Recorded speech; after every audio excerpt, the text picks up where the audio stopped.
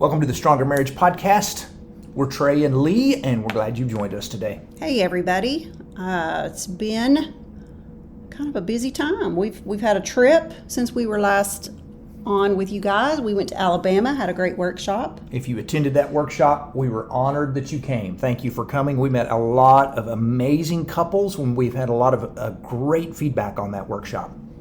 We appreciate the Shiloh Church in Hazel Green, Alabama, that hosted and said, come on. They covered everybody's expenses, and it was free to whoever showed up. They provided snacks, childcare, everything. We love churches who are pro-marriage in trying to go. We want to do everything we can to bless marriages. Absolutely. And we will be back in that area, the Huntsville area, in about 6 months. Yeah, April. Maybe a little longer than 6 months. But if you missed out, which we had some couples say they had planned to attend, something came up. And so try to put that on your calendar now. Don't let anything get in the way of doing that. Registration for Artesia has opened up. Artesia, New Mexico. If you're in New Mexico, come on. Somebody from Albuquerque said, when can you get closer to Albuquerque? And we said, we're in Artesia. Come on. We had couples at the last workshop from 7 area states. One couple from Illinois.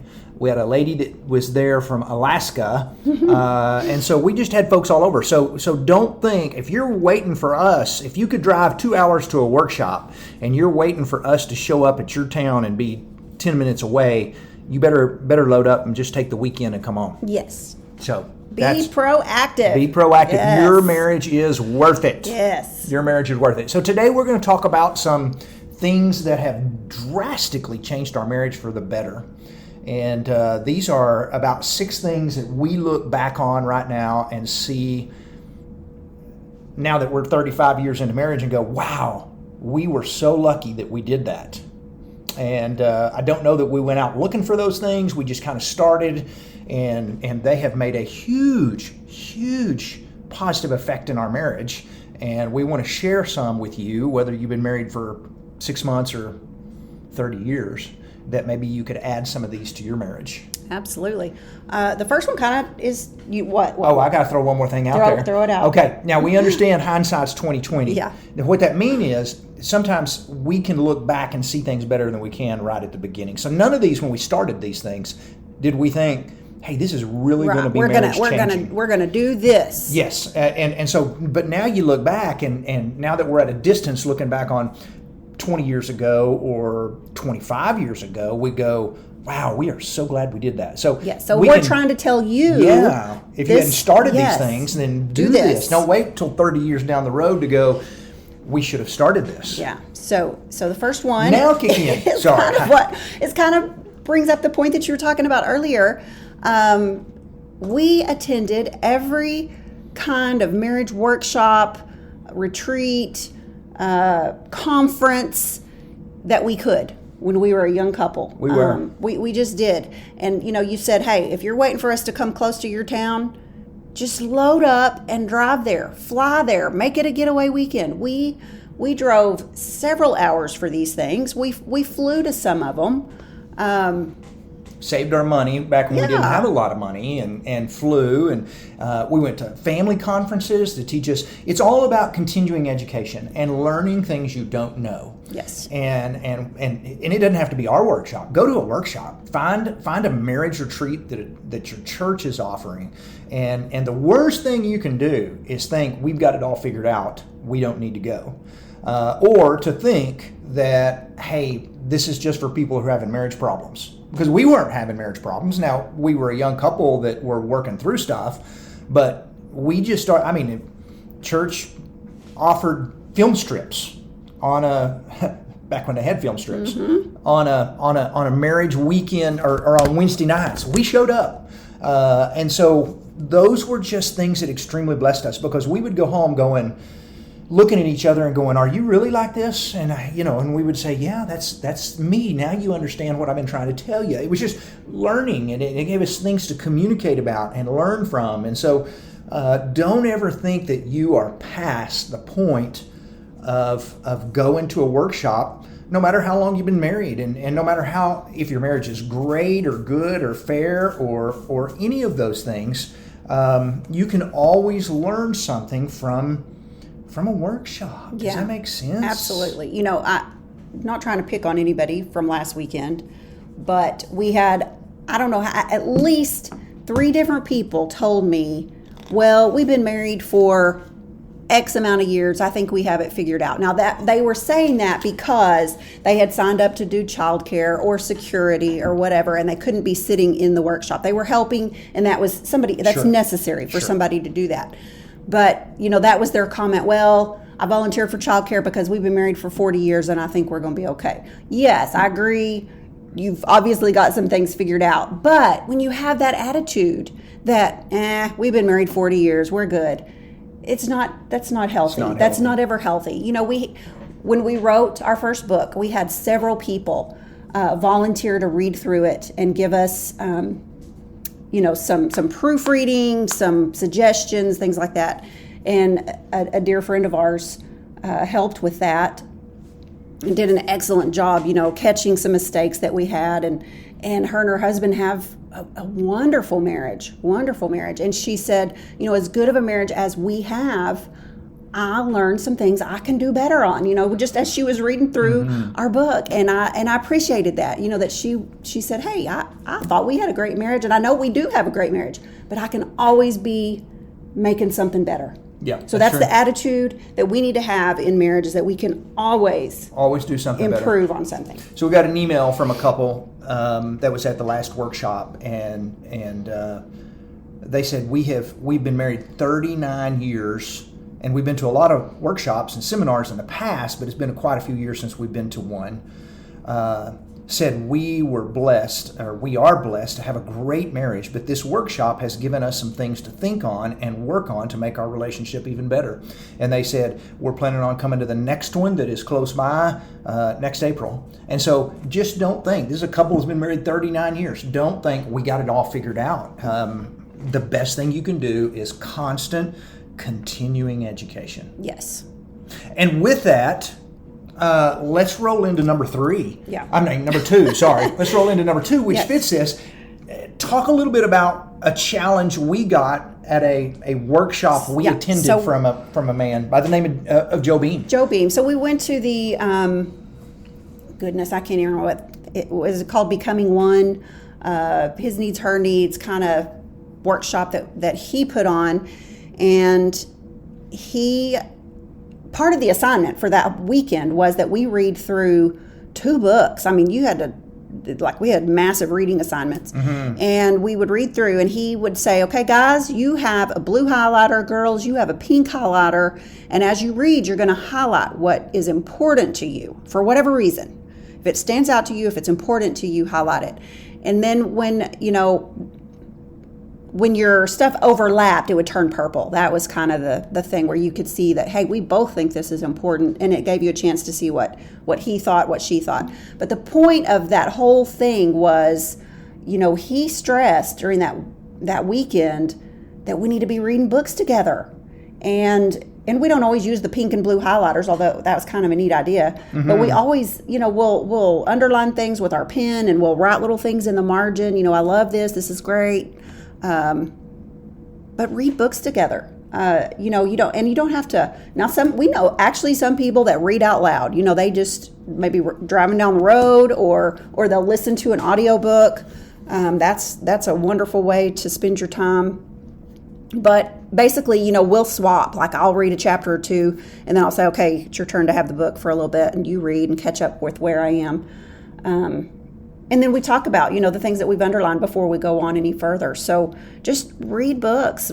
Try to make it your goal to pick out at least 1 book a year. I think that's a pretty solid goal. Yeah. 1 book a year that you can go through together, and it will bless your marriage. Take turns picking them out, and maybe if your spouse doesn't care, just you pick them out. I remember specifically, it seemed like at Valentine's Day or at Christmas, we would pick out a marriage book, and then it might go to hey, we'll get to this one, we're working on one now, but we always had one lined out, and that was really good, because much like the workshops, it just challenged us to that continuing education. You would underline things that I would go, wonder why she underlined that, and I would ask you, and it would give us some great discussion and great feedback. And there were times where we'd read a book and you'd you'd point to something in there and you'd go, is that really how men are? And I'd go, yeah, I've been trying to tell you this, whatever it was. So it was just really, really good for us to read a book together, a marriage book. Yes. And so we attended marriage conferences, we read marriage books, and let me throw something out about marriage books, because right now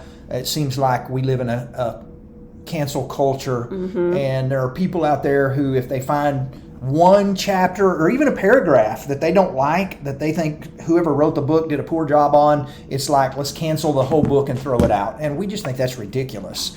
Reading a book is kind of like eating fish. You're going to find a bone or two that you don't like, throw it out, but that doesn't mean you throw the whole fish out. Keep eating the meat. So if you find something you don't agree with completely, or it doesn't fit your marriage, okay, move on. You don't have to cancel the whole book. Right. And so we just have become people who, in the marriage world of marriage coaching, that if you disagree with someone, we're going to call them out that this paragraph should cancel your whole book, and that's just ridiculous. Yeah. So read a book. All right. Read a book. Number 3. Oh, where are we? Coffee time. Coffee time was we've talked about something this a we lot. have. We've mentioned coffee time. If you've listened to our podcast for a while, you've heard us talk about this. If you've gone to our workshop, if you've read our book. This was not planned. But it wasn't. This was completely accidental. But we look back now and we realize how much coffee time has blessed our marriage. And so the story is that when our kids were small, and some of them were in school, a couple of them were still home. When school would be out at around 3 or 3:30, it would never fail. I would have one still taking a nap. And, you don't want to wake up kids when they're taking naps, when they're toddlers. That's just, you don't do that. So Trey thankfully had a flexible job where he could leave the office. He could pick up kids and bring them home. And he's, one day he said, hey, would you start some coffee? I need some coffee. About 3:30 in the afternoon? Yeah, would you have some coffee ready when I get home? And that kind of just became a regular thing. And we would sit down and have coffee together for about 30 minutes when he came in, visit about, what had been going on during the day and what we might have coming up, that evening or the next day. And it just gave us time to catch up with each other. And so our coffee time is really conversation time. You need to be making time to have conversation with each other every day. That's true. And it may not deal with coffee. You might, maybe you get up early and you eat breakfast together. Maybe it's, after the kids go to bed and you have some quiet time. Maybe it's taking a walk, a couple of blocks around the neighborhood after dinner. But whatever it is, find some time, uninterrupted time, where you can just talk and catch up about some things that are going on in your world. Yeah, 20 minutes a day. Couples currently get 4 minutes a day, and that's not enough to have a marriage. Right. That's what statistics are telling us, is that couples get about 4 minutes a day of uninterrupted time together, and that's, wow. We just don't think that's enough. You need at least 20 to 30, and so have coffee time, and it doesn't have to include coffee. It doesn't have to be at 3:30 in the afternoon, but you need to be finding some time every day that you can sit down. Now, every day doesn't always work that way, but most of them do. So there are days where schedule doesn't work and we don't get to do that, but the majority of them we do, and we work around that time. Yes. So number 4. Tell us about number 4. Number 4, pray together. And this is big. If you've heard us talk about this on this podcast or in our workshops, this was not something we did early in our marriage, where we prayed together as a couple. We would pray as a family. I would pray, Lee would pray. And at one of those workshops, we got to talking about it, and the guy challenged us that was speaking that you should be praying together. And so we got after it and decided that we needed to do a better job at this. And it was a little uncomfortable at first for us to be praying together. And we started very simple with just, dear Lord, bless our marriage. Thank you for our children. In Jesus' name, amen. And we would oftentimes pray when we climbed into bed together, or just whenever it was. Sometimes when left for work, sometimes when I go on a trip. But praying together gave us a new level of intimacy that we did not have. We had all the conversational intimacy and recreational intimacy and sexual intimacy, but this was a new intimacy that we did not have, and I didn't realize how much power and intimacy was involved in it, because we got to see and hear things that generally we reserve only for God, that our spouse got to hear from us. And that was just a big deal. Yeah, it is. And it's so healthy. And we hear couples today who start praying together say just that. Right. That it makes a huge difference in their marriage. And we've shared the statistics, but I think we'll throw them out here again, because there's a lot of people that just say, that's not that big a deal. But you can't argue with statistics. And this is by there's a couple of different ones. There's one of them is not a Christian group. There's one by Gottman Institute, which is a Christian group, and they did a study which revealed that less than 5% of couples that pray together end up in divorce. Mm-hmm. And so then we found another study done by Gallup, which is just worldwide. This is not a Christian group. But Gallup polls do all the different studies. And they took it a step further, and they found that couples that pray together daily, less than 1% end up in divorce. So, those are huge. Can't ignore that. You can't. So what a wonderful way to safeguard your marriage. Simple thing that you can do together. Yeah, pray together. Pray together. And maybe your spouse is uncomfortable with it, and you need to step up and go, okay, I'll just start. Mm-hmm. And I'll do it for a while. And maybe after a week, then you go, would you like to start and say a few words first? So don't just wait for your spouse to come along and do it. Bring it up. Yeah, for sure. Yeah. Okay, I'm trying to see where we are here on our list. I think we're on number 5. All right. Going to bed together. Oh, we talk about this a lot. We didn't do this early in marriage. We should have done better. We weren't good at this because I'm a night owl. You're an early to bed guy. You're over there falling asleep in your chair at 9, mm-hmm. and I'm still raring to go and have a whole bunch of things I still think I need to get done. And we kind of realized it just wasn't very healthy for us to never go to bed at the same time, for lots of different reasons, some that are very obvious. But we, finally, I guess, and I don't know if somebody pointed it out or if it was just something that I figured out. I don't know. Do you remember? Mm-mm. Was it? Maybe we read it. We read it in a tip. Some couple said we love to go to bed together. Yeah, but I thought I can at least get ready for bed. Go, I can go get in the bed. We can go to bed together for a little while. Whether we're intimate or whether we're just talking or whether we're praying, whatever the reason, but we're at least going to bed together. Then your superpower kicks in and you're asleep in 30 seconds. Mm-hmm. Unless we're talking. I do a good job if you want to talk to visit. Yep. You do. But I would just realize, I can go to bed and be in there for however long, and then I can get back up. If I'm not ready to go to sleep, once you're asleep, I can get back up and do whatever I feel like I need to still do, whether it's a load of laundry or getting, just stuff ready for the next day or whatever, or reading a book, mm-hmm. Which I do plenty of nights now. I stay in bed to do it, but sometimes I wake up and I think, is it morning? I look over and you got your book light it's going. Like 12:30. Yeah, and I'm still reading. But yeah, that's going to bed together is a healthy thing to do. And I know if you've got 2 different work schedules, sometimes that can be tough, but every chance you get, try to do that. And we try every night about 10 o'clock to climb into bed together.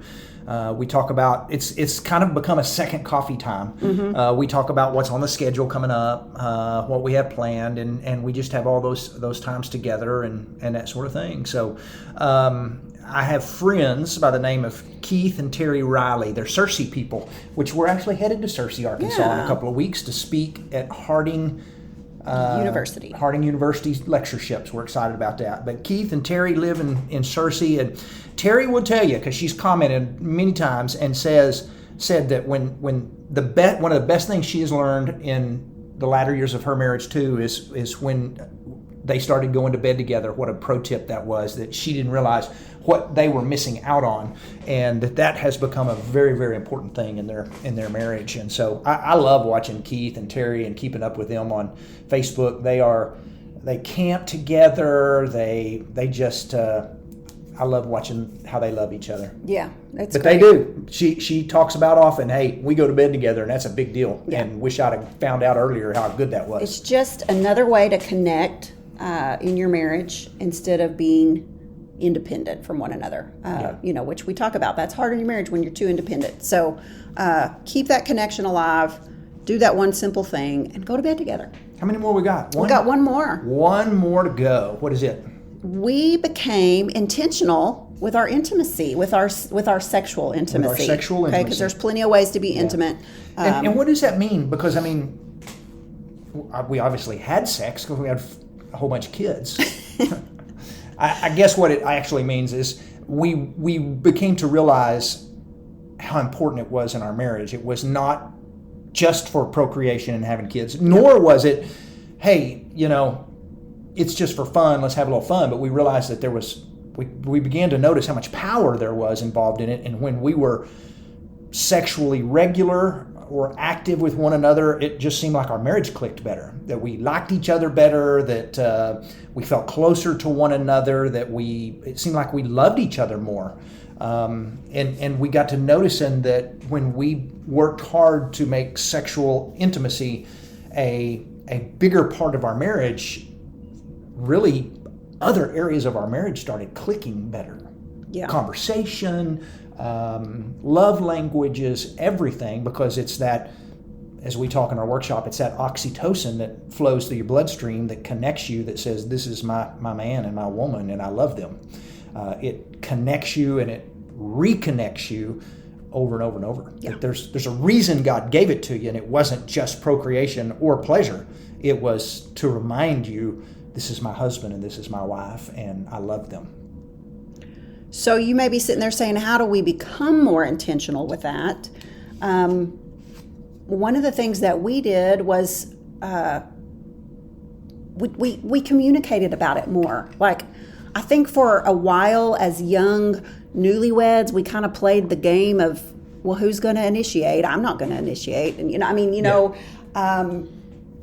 and we realized, okay, if one of us is feeling the need to be sexually intimate, we just need to say that hey, that's what I need right now, instead of just playing the game and waiting for the other person to initiate, because there's always going to be mismatched sex drives, and the mood is not going to strike the same all the time. So you just need to communicate more about that. Yeah. And the lower drive spouse, which was me, I had to realize, that you were in the mood a whole lot more than I was, and I needed to just sometimes initiate, maybe when I wasn't so much in the mood, but just because I knew that you were. Mm-hmm. So anyway, some ways to be more intentional. Sure. Initiate more, talk about it more. Yeah, to communicate with your spouse. And if you're uncomfortable talking about it face to face, send a text message. But talk about it more. And maybe it's a time to send a message that just simply says, hey, we hadn't been intimate in a while, sexually intimate in a while. Is there a good time this week? What's your schedule look like? And don't freak out that we said put it on the schedule. It just makes you think, okay, tomorrow night is free. Let's do our best to get to bed early. We said this in our last workshop. We hear people say sometimes, well, sex should be spontaneous, or I need to be in the mood. If we waited until we were both in the mood at the same time and were spontaneous, we probably wouldn't have any sex. Not very much. No. And so, and if you're still got kids at home and you got a very busy schedule, that's not going to happen very often. And so, as Lee says in our workshop, that scheduled sex, where you say, hey, tomorrow night our schedule's free, let's climb into bed together, you've put it on the schedule. Scheduled sex is better than no sex. And so do what you can to connect and reconnect. Yes. Yes. There you go. I thought I was going to add something, but then I don't know. Okay. I think we covered it. Let's go back over these. Attend every marriage conference, retreat, anything like that you can. It will bless you. Secondly, read a book. Try to read a marriage book with your spouse on a regular basis. Or you could do the podcast. If you can get your spouse to listen to the podcast, and both of y'all do that. Listening to marriage podcasts. Man, I wish we would have had that. And you may not be able to sit down and do them at the same time, but that's a great way. A lot of couples do it when they're driving to work. Yeah, and they talk about it. A lot of couples do it, when they're cleaning house, when they're at the gym, whatever it is, and then they talk about it. So if a marriage podcast works for you better than reading or listening to a book, then by all means, Find some besides ours, because there's some good ones out there. There are. Number 3, have coffee time, and it doesn't have to include coffee. It doesn't have to be 30. That means you just need to find about 20 to 30 minutes every day possible to spend time together. Next one, number 4. Pray together. There you go. Often, daily. Yep. Go to bed together. Go to bed. Number 5. And number 6, become intentional with your intimacy. Realize how important that is for your marriage, and stay after it. All right. These are 6 ways, 6 things, 6 habits that drastically changed our marriage and have blessed us. And when we look back now, we are so glad that we started those habits, even if they weren't on purpose, because they were so good for our marriage. Yes. We're done. Agree.